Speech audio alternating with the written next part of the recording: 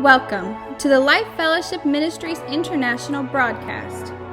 Our mission is to develop, maintain, and model personal intimacy with Jesus Christ. And now, join us for the Life Fellowship experience.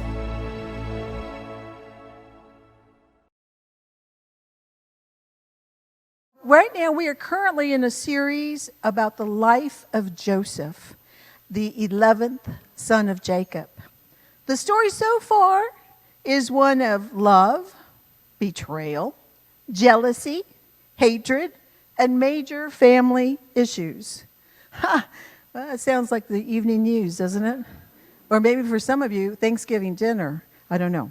But for God, it is a story of promises, problems, and purposes. He always sees things differently than we do, doesn't he? So if you were at this place about Jacob and his family, and if you happen to be wandering in the desert areas of Israel, and you came across the family of Jacob, it would look like a small village.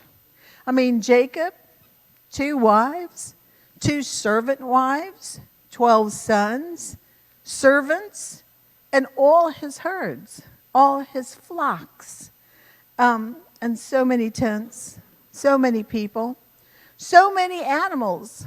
It was an impressive sight to come across this family. And it was in this impressive family, it was in this family setting that Joseph, the 11th son, shared his dreams. Now, that's what we heard last week. And let me remind you, he has 10 older brothers. So for those of you, and I know some of you, have had older brothers, you know what all the pain that brings, right? They are just pesty, especially towards another brother. They don't pick on you, do they? So he had 10.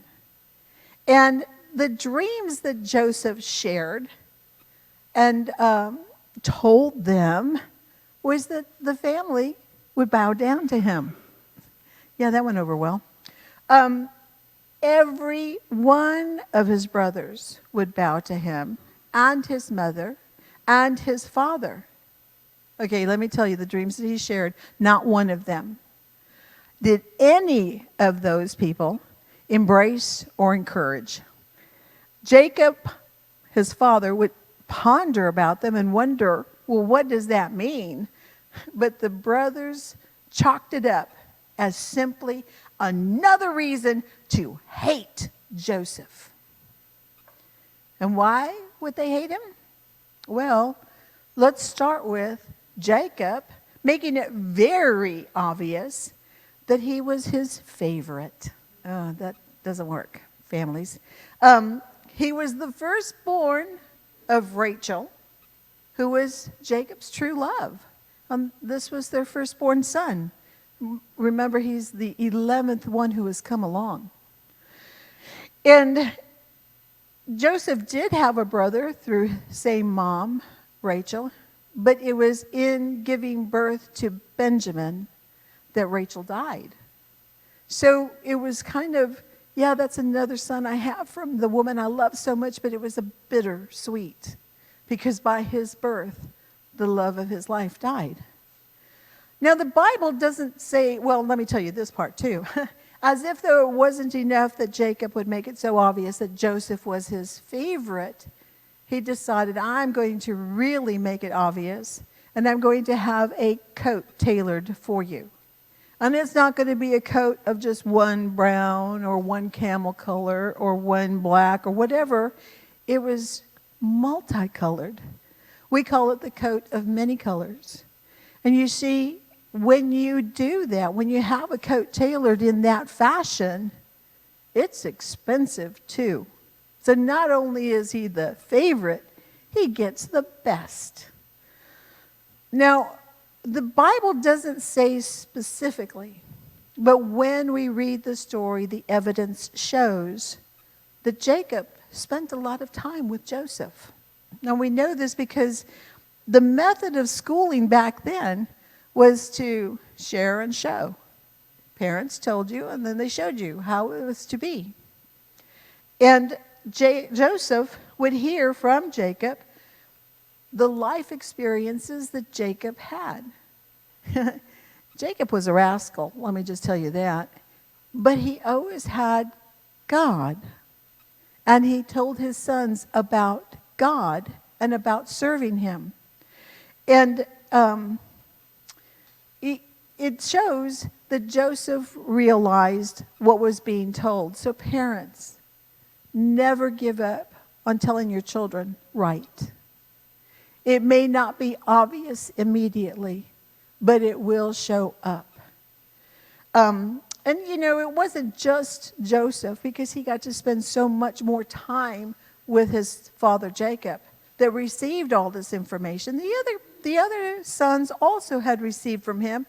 And again, evidence that what happens later shows that indeed they finally snapped. Oh, this is what Dad was talking about. I can tell you that, just to set the record straight, no one is born a Christian.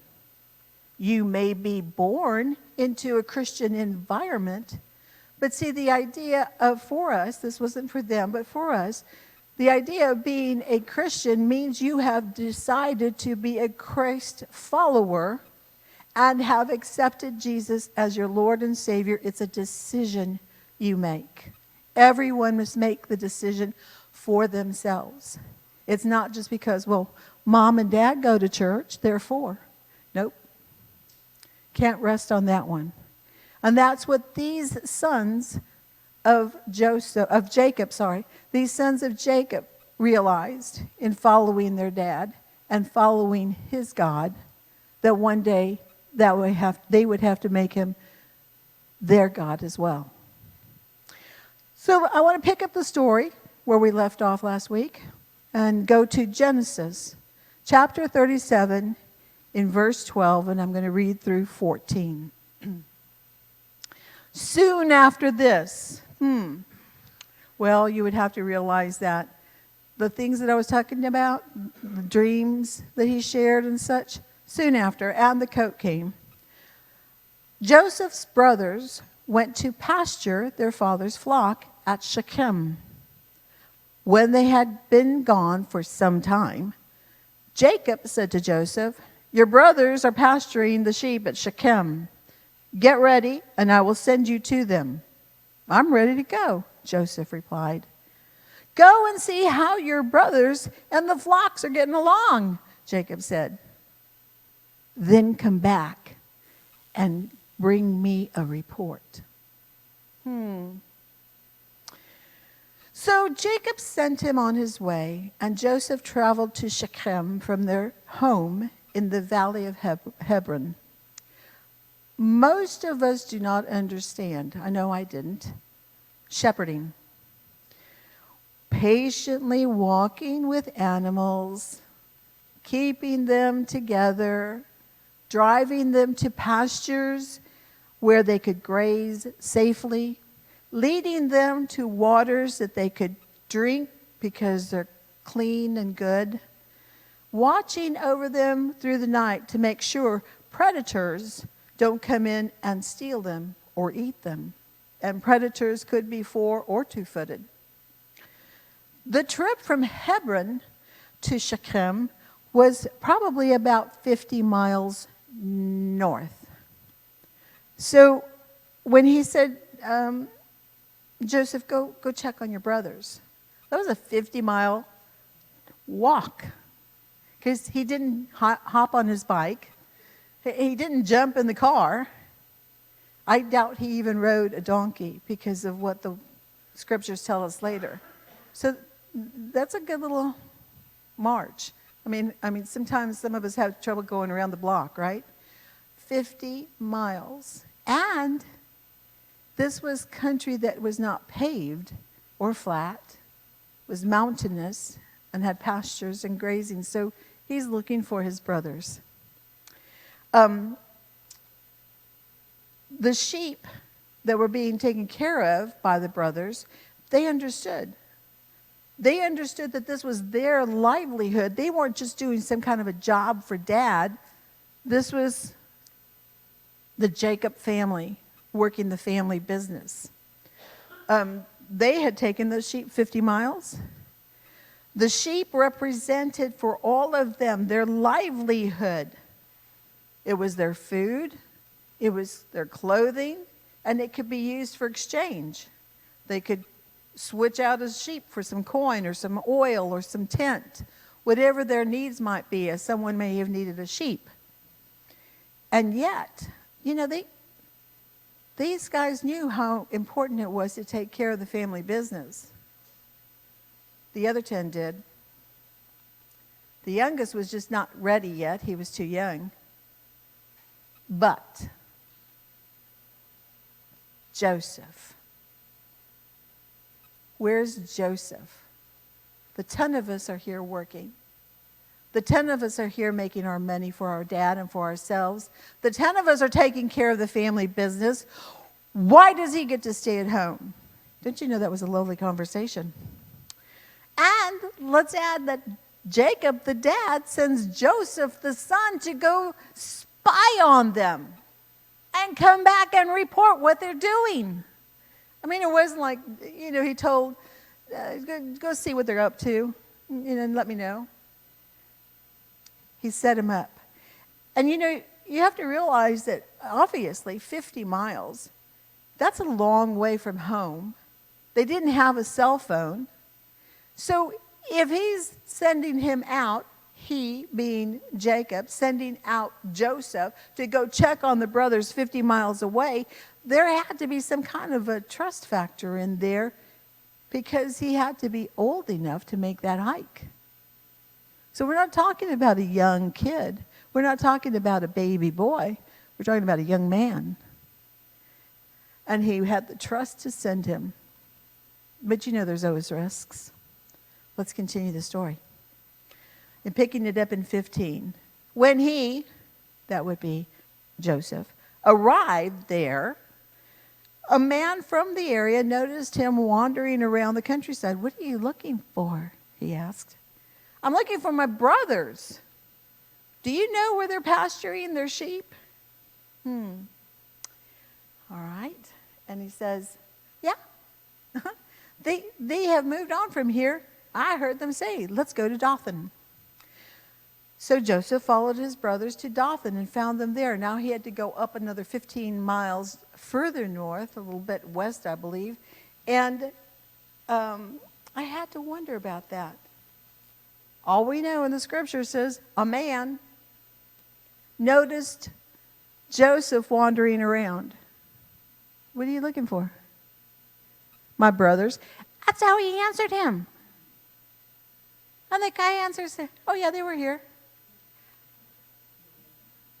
50 miles away, a young man shows up and says, "I'm looking for my brothers." He says, "Yeah, I remember them being here. They went, and I heard them say they're going to Dothan." Come on. In God's kingdom, there's no such thing as coincidence. So I always have to wonder about these little side notes that get stuck into the Bible. A man just happened to be there and happened to know who Joseph was and happened to know who his brothers were and happened to know where they went off to. Sounds like a setup to me. So let's go on with the story. When Joseph's brothers saw him coming, they recognized him in the distance. Now, for those of you who have never been in barren country or in desert area, you can see things afar off. And when somebody's wearing this brightly colored coat, it sticks out like a sore thumb. They saw him coming, recognizing him in the distance. And as he approached, they decided to kill him. What a reception. Hey, he's coming. Let's murder him. They had no doubt it was Joseph. They recognized the coat. It was no longer enough to ignore him or to make snide remarks about him. The scale of jealousy and envy had peaked out at putrid hate and pointed to murder. Here comes the dreamer, they said. Come on, let's kill him and throw him into one of these cisterns. We can tell our father, a wild animal has eaten him. Then we'll see what happens to his dreams. It's the dreams. It was the point of no return for the brothers. How dare you say, that I'm going to bow to you? Why? Because you're Dad's favorite? Because he'll have a coat made for you? Who do you think you are? None of us even share the same mother, but we all have the same dad.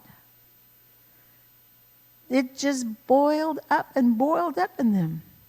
The dreams struck such a sour note in the souls and hearts of the brothers.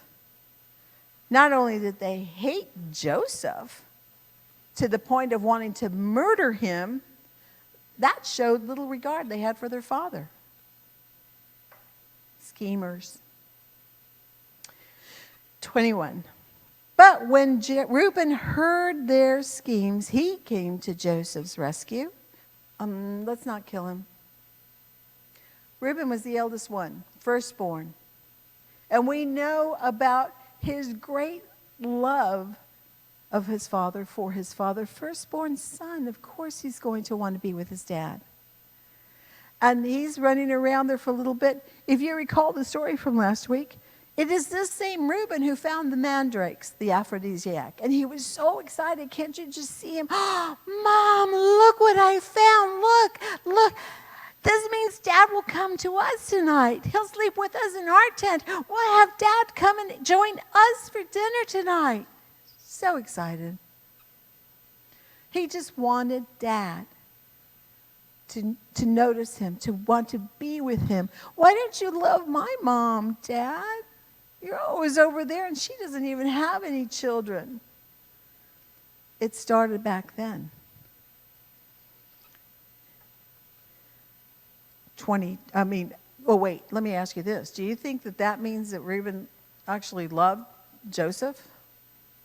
No, not really. Not necessarily so. But I do think this shows us how much he loved his dad, Jacob. Now, let's not kill him. And he goes on. Now, he has to be pretty good at this. So he says to his brothers, who have all just decided they're going to kill him when he comes. And I think they thought, or at least Reuben did, we're just blowing steam. He said, why should we shed blood? Let's just throw him into the empty cistern here in the wilderness. He'll die without us laying a hand on him. You see, Reuben was secretly planning to rescue Joseph and return him to his father. So when Joseph arrived, his brothers ripped off the beautiful coat that he was wearing, and then they grabbed him and threw him into the cistern. The cistern was empty. There wasn't any water in it.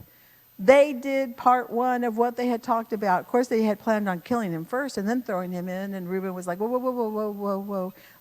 Let's think about this. He didn't tell them, just throw him in there. You guys cool off, and we'll get him out of there, and we'll all go home and hate him secretly more. But don't you know, here walks in Joseph to his brothers who have been working in the pasture with the sheep. And he walks in, hey guys! And they grab him. Okay, wrestling among boys, I know, that's common. But this was beyond wrestling. They grab him, they rip off his coat, and we don't even want to know what they were saying. But they threw him into a cistern. Oh, by the way, the difference between a cistern and a well is that a cistern is dug kind of a little more shallow than the actual well would be because it catches rainwater. But a well is dug deep enough to hit the underground water. And a cistern is usually a little bit wider. So there Joseph finds himself like, hey, what's going on? Into this hole. His brothers. My head would have been spinning. I bet his was too. 25. Then, just as they were sitting down to eat, they looked up and saw a caravan of camels in the distance coming towards them. All right, this is how much they were really troubled by what they had just done to their young brother. Okay, so what are we going to have for dinner? Are you ready? Has it cooked? Hey, I have some extra cheese. Any of you have extra mayonnaise? I mean, that was it. They have them in there. But you see, it wasn't the plan as it had been initially spoken over, such as let's kill him and then throw him in. And Reuben was like, hold up, guys. Let's just throw him in, and then that way we don't have to kill him. We don't have blood on our hands. So, it was a group, that band of camels coming. It was a group of Ishmaelite traders taking a load of gum, balm, and aromatic resin from Gilead down to Egypt. Ishmaelite. This connects dots even all the more. You know, we know the phrase Abraham, Isaac, and Jacob. This is the story of Jacob's son, Joseph. But that is the heart and the roots of the Hebrew people. We now call them Jewish. And there's a history on that. But this is their roots. You see, Abraham's the father. Abraham was the father of Isaac, the promised son. But Abraham's wife didn't want to wait until God brought this promise forth. She thought she would help God by offering to her husband Abraham her handmaiden. I can't have a kid here. Sleep with her so I can have her kid. That was Ishmael. It did not go well. We never have to help God out with his plans. We just have to wait on them. And a long time to wait is so hard on us, especially in today's instant generation. You know, it's been 3 seconds. So if Ishmael is the father of tribes, and these were from that father who, by the way, he and his mother Hagar, there was so much trouble there. They got kicked out. They were ousted. Hurt Abraham's heart a little bit, but he obeyed God. Because God told them, no, you've got to send him out. I'll take care of him, but you need to send him out. I'm going to take care of him because he's yours, Abraham. And my covenant is with you. This whole issue of you trying to fix it and help me out didn't work well for anyone. Still doesn't to this day. So, they recognize, so to speak, family. Coming. Camels. Schemers. 26. Judah said to his brothers, what will we gain by killing our brother? We'd have to cover up the crime. Instead of hurting him, let's sell him to those Ishmaelite traders. After all, he is our brother, our own flesh and blood. And the brothers agreed. Did Judah have a soft heart moment? Probably. Toward his brother? Probably, yeah. But it's funny that they would say, look, he's our family. We've got to be nice about this. Let's sell him. And that was where they landed, because it had started off with this peak of hate to the point of murder. And so now it's slowly calming down. Reuben speaking up, let's not make it bloody. And then Judah saying, let's not let him stay there and die. Let's sell him. So, when the Ishmaelites, who were Midian traders. Now that might become a little confusing, but Midian is just a son of that tribe who was part of the Ishmael tribes. Abraham, Isaac, Jacob, Ishmael, yeah. Abraham, Ishmael. That's what causes such great division between followers of Jesus and the followers of, they call him Allah. It's not the same God. But it comes through this separation of Ishmael. So when the Ishmaelites, who were Midian traders, came by, Joseph's brothers pulled him out of the cistern and sold him to them for 20 pieces of silver. And the traders took him to Egypt. That was quite a ways. They had to go past the valley of Hebron where the family was. Sometime later, Reuben returned to get Joseph out of the cistern. So in my reckoning of the story, they take shifts of watching the sheep and such. So when they got to sitting down to have dinner, Reuben was probably, I'll go check on the ones on the east end. So he went over there to just make sure. He had to cool down. He had to get his head straight. I want to say he had to go pray. I don't know that, but that sure would be nice if he did. I don't know where the sons were in their relationship with the Lord at this point. I know Reuben's relationship with his dad was strong. He had to go out there. And so when he comes back, because the plan was I'd sneak the kid out. He gets there and he says, where am I? When he discovered, sometime later, Reuben returned to get Joseph out of the cistern. And when he discovered that Joseph was missing, he tore his clothes in grief. In Hebrew culture, the Hebrew culture of Abraham, Isaac, and Jacob, and even today, the tearing of clothes is a sign of great despair, great grief. This was something very precious, their clothing. They didn't have a closet full of wardrobe they could change out. So clothes were very important to them. And to rip it is like, my heart has been ripped out. What mattered to me is gone. What will I do now? When he went back to his brothers and lamented, the boy is gone. What will I do now?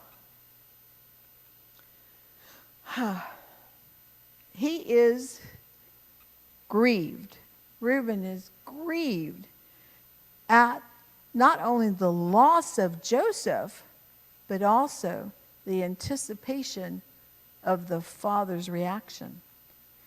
As the eldest of the brothers, you see, it was Reuben's responsibility to go tell Dad. I don't know where he is.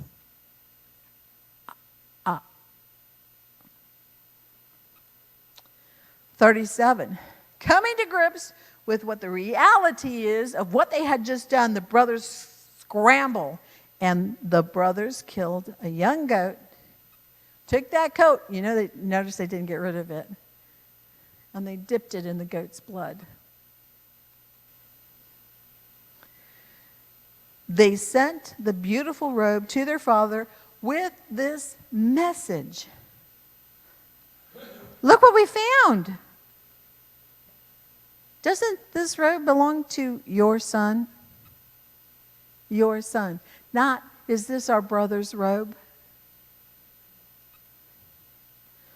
The brothers realized they had to be together to cover this up. Goat blood. No robe. Stupid robe. A message. Hey, you, come here. I need you to take this back to the camp and give this to our father with this message. Be sure you get it right. Your son? They couldn't even bring themselves to say his name. And the reaction of Jacob was as bad or worse than they had ever even imagined. 33. Their father recognized it immediately. Yes, it is my son's robe. A wild animal must have eaten him. Joseph has clearly been torn to pieces. So I'm thinking, they took that robe and they made some slashes in it and put all that blood in there. And they send it to their dad. Hey, look what we found. What news to receive? Can you with me imagine the depth of pain and turmoil? Can you with me see jealousy and hatred at work among brothers? So, Jacob tore his clothes and dressed himself in burlap. He mourned deeply for his son for a long time. Long time. There is a customary amount of time that you are supposed to grieve. But Jacob said, who cares about custom? My son is dead. The son who was my first with Rachel. The Lord blessed us with a son. And you know, he probably had some problems of, well, let me tell you. The result of this terrible idea went bad. And what was it? The results? Broken heart, remorse, sadness, guilty conscience, sleepless nights. And it wasn't just Jacob who suffered that. But you know he did. He's the one who sent him by himself, 50 miles, in areas that he knew could be treacherous. Wild animals existed around there. So did robbers, murderers. But he just felt, no, go check on your brothers.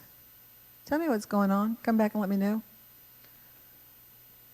But the brothers, seeing their father, let me read to you 35. His family, that is Jacob's family, all tried to comfort him, but he refused to be comforted.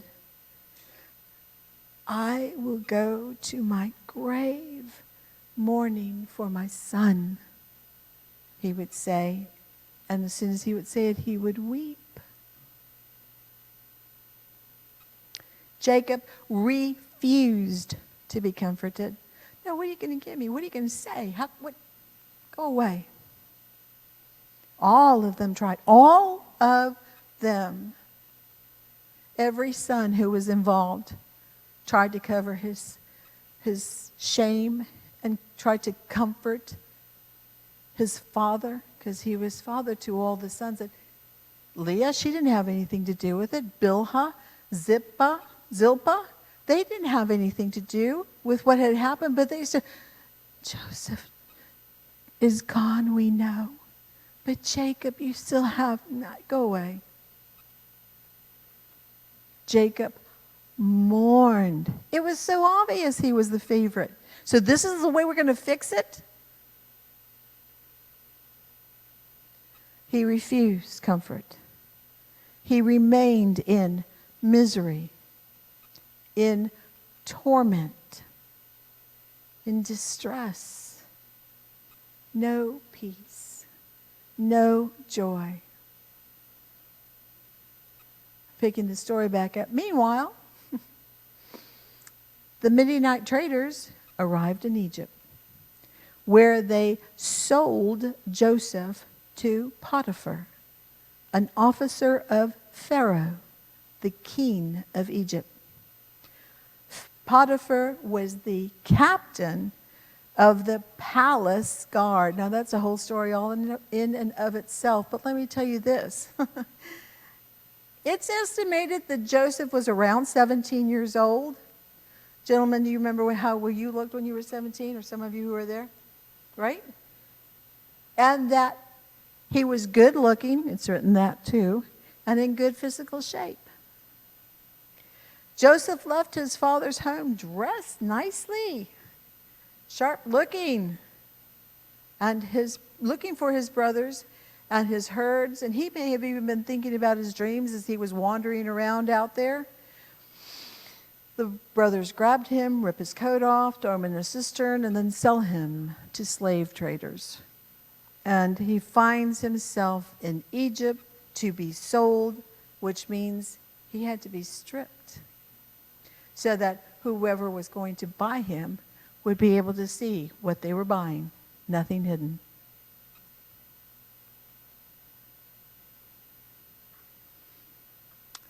Joseph just went from real promises via the dreams to real problems, slavery. Pastor?